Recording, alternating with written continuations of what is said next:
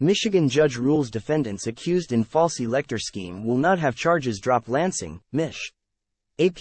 Michigan defendants accused of participating in a fake elector scheme will not have their charges dropped after the state attorney general said the group was brainwashed into believing former President Donald Trump won the 2020 election, a judge ruled Friday morning.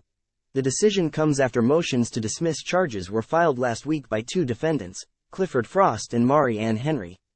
The two defendants are part of a group of 16 Michigan Republicans who investigators say met following the 2020 election and signed a document falsely stating they were the state's duly elected and qualified electors. Each of the 16 faces 8 criminal charges, including multiple counts of forgery. President Joe Biden won Michigan by nearly 155,000 votes, a result confirmed by a GOP-led state Senate investigation in 2021.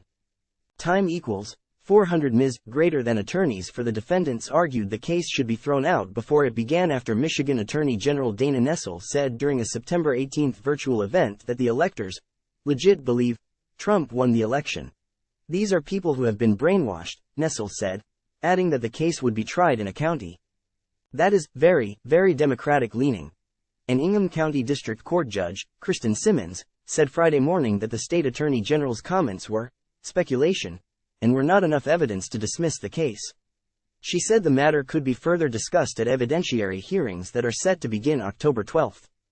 Time equals 400 Ms. greater than Michigan is one of 7 states where false electoral college certificates were submitted declaring Trump the winner despite the confirmation.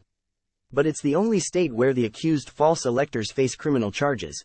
In a motion to dismiss charges, attorneys for both Henry and Brown had argued Nessel's comments were an admission from prosecutors that there was no criminal intent behind the actions, which is required for all 8 of the charges.